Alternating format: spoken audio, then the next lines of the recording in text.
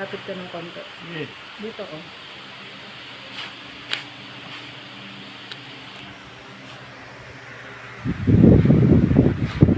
So, processing of meat products at home will ensure production of hygienic, economical, and palatable products for our family, especially children in particular. This could also help augment the family income. So, pwede mo ding maging source of income. On the commercial side, this seminar is expected to help promote entrepreneurship. So, why meat processing? Actually, nung college ako, ang talagang gusto kong course is chemistry. Nasa may barkada ako na gusto niya, wag muna kaming maghiwalay sa first year ng college. Kasi wala pa daw kaming kilala, tatanga-tanga daw kami. Para daw hindi kami mukhang tatanga-tanga, may barkada kami. Sabi ko, edi mag-BS Chem ka, sabi ko gano'n. Ayaw niya kasi mahina daw siya sa chemistry. Hindi naman namin naisip na ang first 2 years is GE. So, kahit anong course mo, halos pare-parehas lang ang subjects nyo. Ang first 2 years ng So, sabi niya mag-botany muna tayo. So, nag-botany kami. Tapos, yung advisor ko, nung malaman niya nung high school ako, is valedictorian ako, ayaw na akong palipatin yung advisor ko. Ayaw ko palipatin. Sinusuhulan ako ng mga dissecting set, inililibre ako, mga drawing papers. Working student ako noon. Kaya, siyempre, malaking tulong sa akin yung ginagawa niya. So, hindi kami nakapag-shift agad. Tapos, third year kami, yung advisor ko, nag-doctorate sa abroad. So, nagkaroon kami ng opportunity na nagpaalam ako dun sa bagong advisor. Sabi ko, sir, mag-shift ako next sem. Umayag naman. Sabi, next sem, mag-shift. Ano na yun is? Third year, second sem, so very late na. Nung third year, second sem, nagpapapirma na kami ng pag-shift namin. Yung mga klase kong barkada ko, pinayagan agad. Tapos ako, alam kong payagan, sabi niya, nangako ko pala kay Doc Payawal na hindi ka mag-shift, sabi niya. Sabi ko, sir, pumayag na kayo, hindi ko na kinuha yung mga subjects ng botany. Sabi ko, marami na akong nasayang na oras. So, pumayag na siya. So, since very late na ako, kung mag-BBS Chem pa ako, naghanap ako ng course na maraming chemistry at maraming math kasi yung dalawang yun ang gusto kong subjects. So, ang nakita ko is BS in Food Technology. So, mamimili ka ng masters. Meat processing, tapos yung microbiology, tapos mga fruits and vegetables, tapos mga pang ibang pinili ko ang meat processing kasi siya lang yung major na merong dairy science. And mahilig ako sa ice cream. So, bala kong pumasok sa Magnolia. Kaso, pero hindi ako sa Magnolia napapasok, sa Pure Foods, ganyan. So, nung resigned na ako sa Pure Foods, tapos nag-a-apply ako sa Magnolia, kasi dairy gusto ko talaga ice cream kaya nga ako nag-major sa meat processing. So, nung nag-a-apply ako sa Magnolia, nakita nila na part ng experience ko sa Pure Foods is prawn processing. Doon ako dinala sa Pampanga, sa prawn processing nila. Kaya hindi ako natuloy sa pero nagkaroon ako ng experience ng dairy processing nung nandun na ako sa Daisy, sa Perpetual.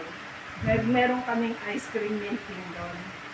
So yun, ko din. Pero hindi siya ganun kasi sinusuplayan lang namin is mga canteens ng Perpetual.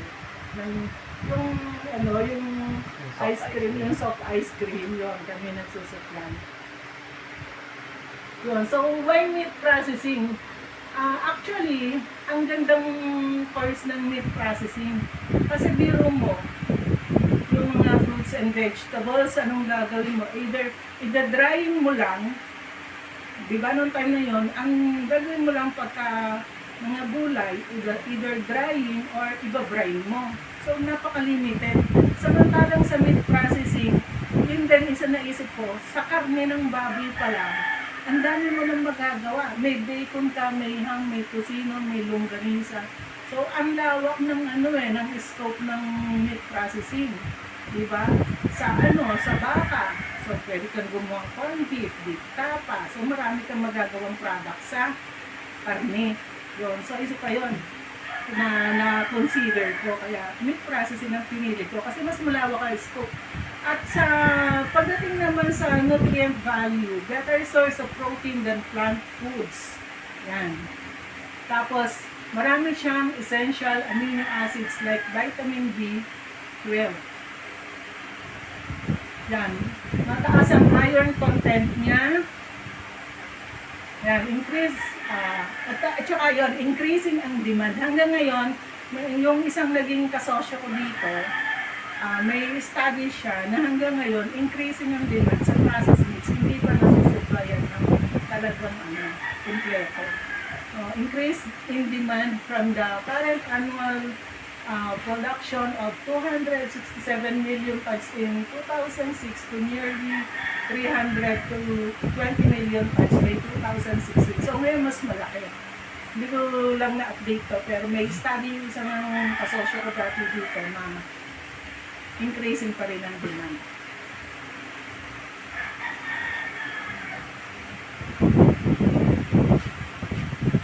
Tapos, other measures must be taken to meet growing meat demand. So, yan. The only possible alternatives are making better use of the meat resources available and reducing waste of edible livestock parts to a minimum. So, mas maganda kung lahat ng parts ng animal ay nagagamit natin. So, actually sa nagagamit naman talaga sa meat processing kahit nga yung mga paa ng baboy, pickled pig's feet, mga ganon. So, nagagamit siya ng halos ng parts.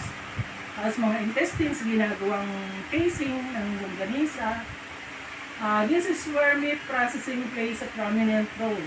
It fully utilizes meat resources, including nearly all edible livestock parts for human food consumption. So, there are economic, dietary, and sensory aspects that make meat processing one of the most valuable mechanisms for adequately supplying animal protein to human populations. As the following explains, optimal use of all edible livestock parts that are suitable for processing into meat products, in addition to muscle trimmings, connective tissue, organs, and blood. Actually, ang blood, nung nasa Pure Foods ako, may pinagdagamitan kami. This includes casings of animal origin that are used as sausage containers. Production of lower cost meat products. So, ayun, may option ka na gumawa ng mga premium at saka ng lower cost. Ganon. Lean meat is one of the most valuable but also most costly foods and may not be regularly affordable to certain population segments. So, yung mga yun kasi, yan pa, isang malawak sa meat processing. Yung iba, gusto premium. Mas mataas ang So, mas meaty yun. Pero yung iba na hindi nila kayang bilhin yung ganun kamahal, pwede kang gumawa ng mas mababang presyo. So, gagamitan niya ng mga extender. The blending of meat with cheaper plant products through manufacturing can create low-cost products that allow more consumers access to animal protein products. In particular, the most needy, children and young women from low-income groups can benefit from products with reduced but still valuable animal protein content that supply essential amino acids and also provide vitamins and minerals, particularly iron. Unlike fresh meat, many processed meat products can be made shelf-stable, which means that they can be kept without refrigeration, either as canned heat sterilized products, fermented and slightly dried products, products where the low level of product moisture and other preserving effects inhibits bacterial growth. So, yung inhibition ng moisture, doon pumapasok yung sa drying. Halimbawa, kung i-dry mo yung mga sa tapa, di ba? So, mas matagal ang shelf life mo. Such shelf life stable meat products can conveniently be stored and transported without refrigeration and can serve as the animal protein supply in areas that hindi ko mabasa.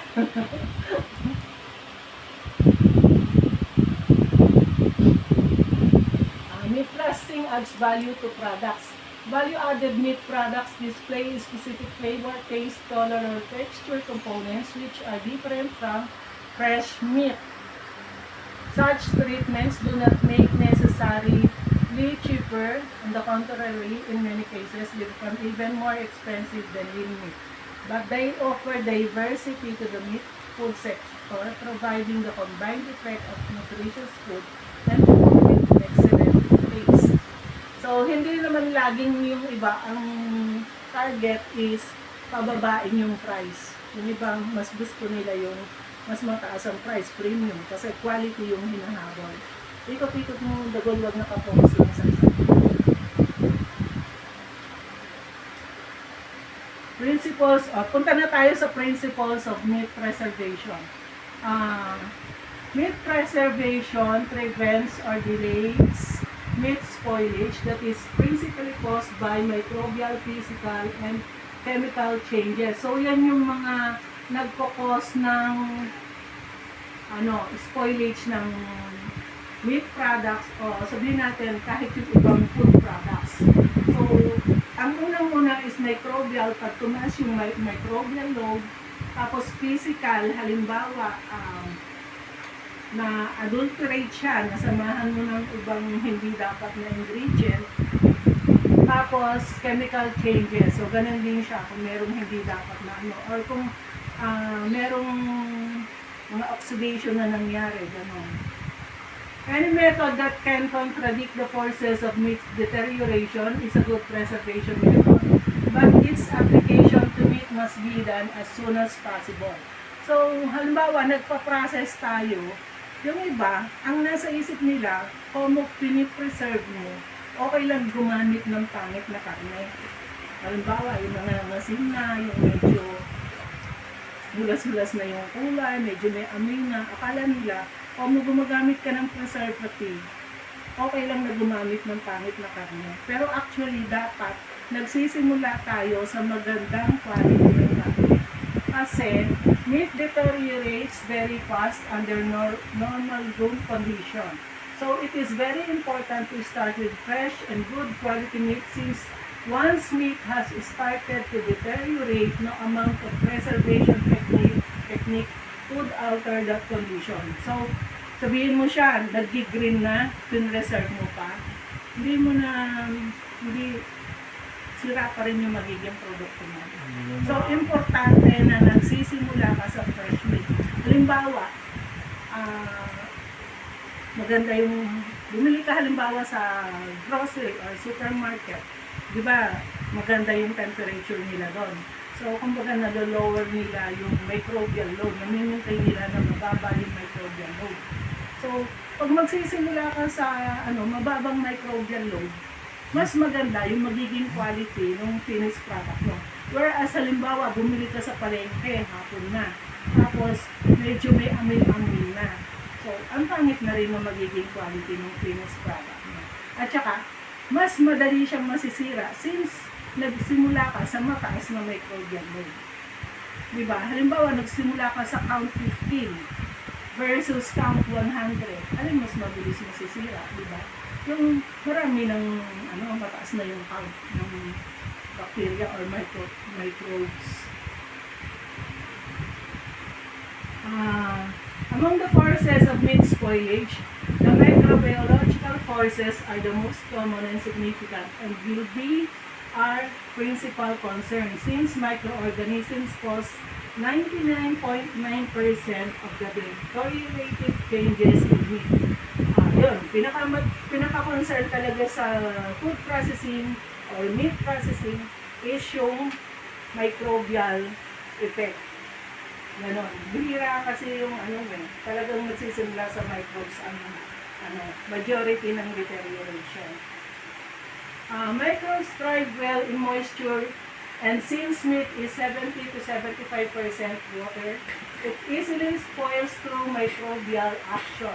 Meat also contains abundant nutrients required for the growth of microorganisms, and as such, is an excellent media for microbial proliferation. So, kumbaga, pag mas mataas ang nutrient content, mas nutritious ang pagkain, marami siyang nutrients. Kumbaga, nutrients para sa tao, nutrients din para sa microorganisms. Oo. Nutrients din nila yun. So, kumbaga, magiging ng growth nila yon. Mas mag-grow sila.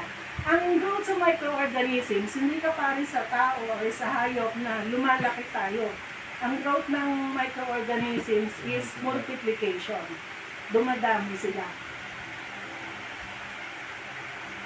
Methods of meat preservation, however different from each other, are alike in that they employ environmental conditions that discourage the growth of microorganisms.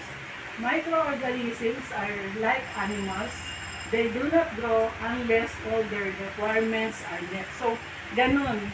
Kumbaga tayo, pag wala tayong calcium, yung mga bones natin apektado.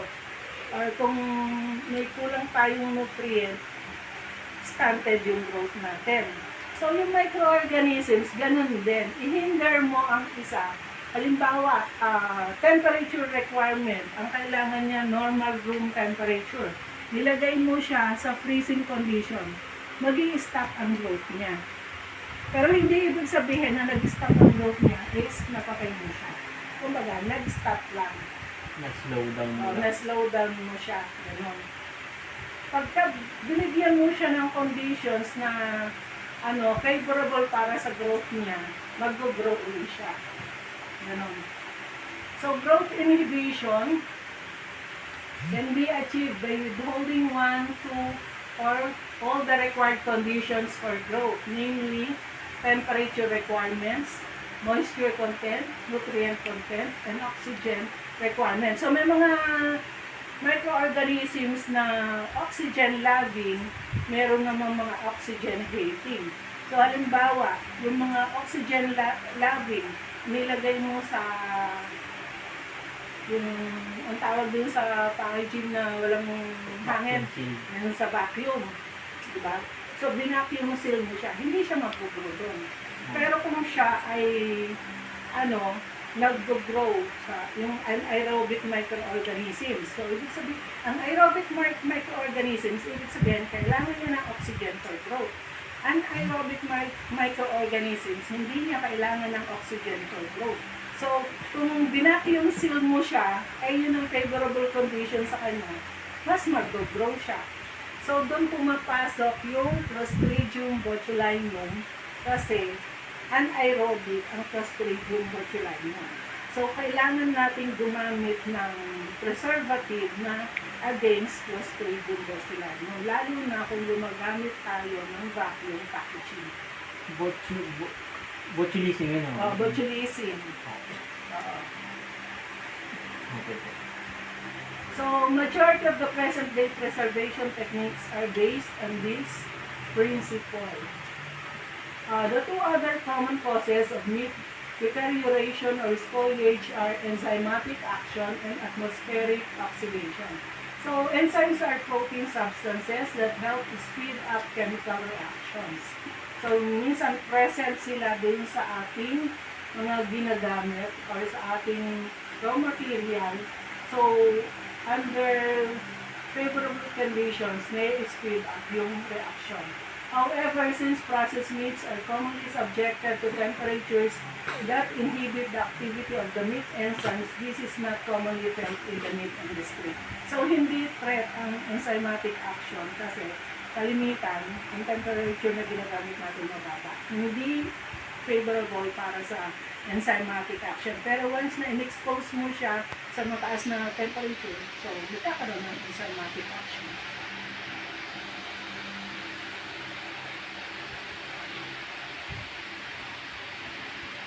Meat fats are susceptible to oxidation. So yung mga taba ng baboy, taba ng baka, mas susceptible sila sa oxidation when they are exposed to the molecular oxygen present in the air. This results in the production of a strong rancid flavor and odor. So alam mo yun yung maanta, which we commonly refer to as maanta. Di ba yung mga taba, mga mantika, sila yung mabilis umanta kasi mas mabilis silang ma-oxidize. May mga points for oxidation sila. For rancidity to develop, light, air, and free fatty acids must be present. So, kita mo, rancidity magde-develop lang kung present ang light, present ang air, at saka yung fatty acids. So, kung wala kang light, kahit na present yung fatty acids mo, hindi magde-develop ang rancidity.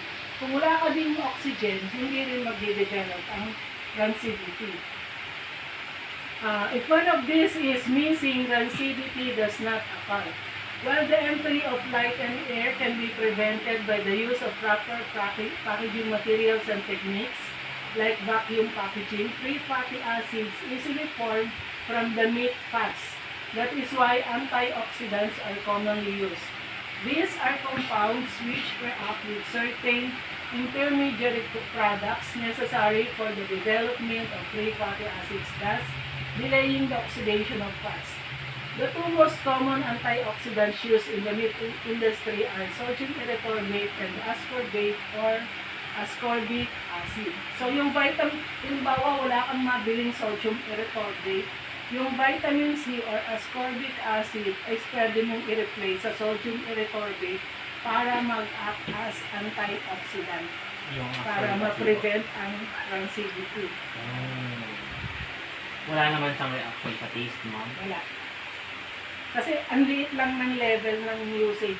Halimbawa sa isang kilong karne, 0.5 gram lang. 500 milligrams lang. So yung isang capsule ng vitamin C, good for 1 kilo ng meat. Okay. Para ma-prevent niya yung Yung- rancid na lasa. Oo. Ang galing. So, methods of meat preservation. Number 1 is salting. So, ito yung pinaka-lumang method of meat preservation. A simple method of dehydration. Ibig sabihin ng dehydration, natatanggal mo yung moisture. Extract. So, may ano ang salt na natatanggal niya yung moisture. Oo. In which the salt causes the withdrawal of water from the tissues of the meat and the spoilage organisms, resulting to shriveling and inactivation of the cells. So kahit yung microorganism na kukuha ng salt yung moisture sa microorganisms, kaya hindi sila makagrow. Tapos doon din sa product na, di ba, pag ang dami ng asin, may drying effect, nada-dry siya. Na nawawala yung dugo, nawawala yung tubig mo. Moisture, oo. Yan. Preservation din siya. Oo. Number 2, hindi, ito pa. Chemical aspects of salting. The water holding capacity of meat can be increased with addition of salt up to a concentration of about 5% in the lean meat and then decreases constantly.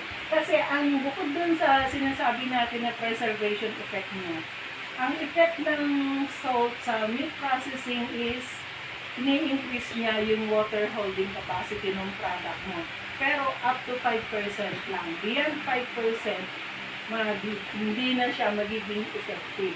Useless Okay. na siya. So, hindi dapat masyadong maalat yung product din para maganda yung kanyang water holding capacity. Okay, good. Yan.